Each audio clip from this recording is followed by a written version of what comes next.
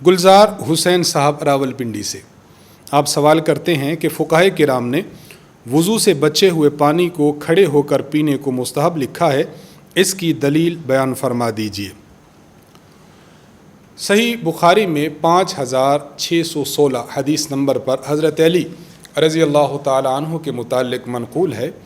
حضرت علی رضی اللہ تعالیٰ عنہ نے ایک بار ظہر کی نماز ادا فرمائی،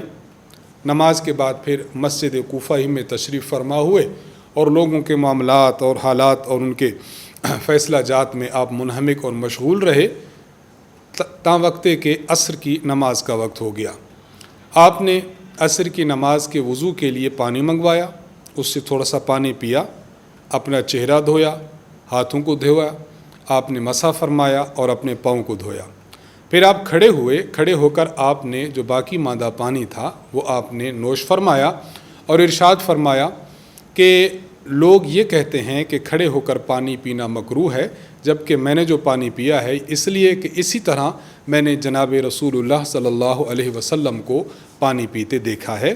تو وضو کا بچا ہوا پانی اگر موجود ہو، کسی برتن میں ہے اور کھڑے ہو کر آپ پی سکتے ہوں تو کھڑے ہو کر پینا یہ مستحب ہے،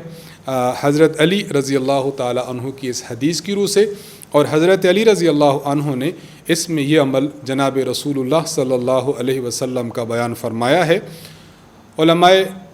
حدیث کی اصطلاح میں اسے حدیث مرفوع کہتے ہیں، گویا یہ عمل خود پیغمبر علیہ الصلاۃ والسلام کے عمل مبارک سے ثابت ہے۔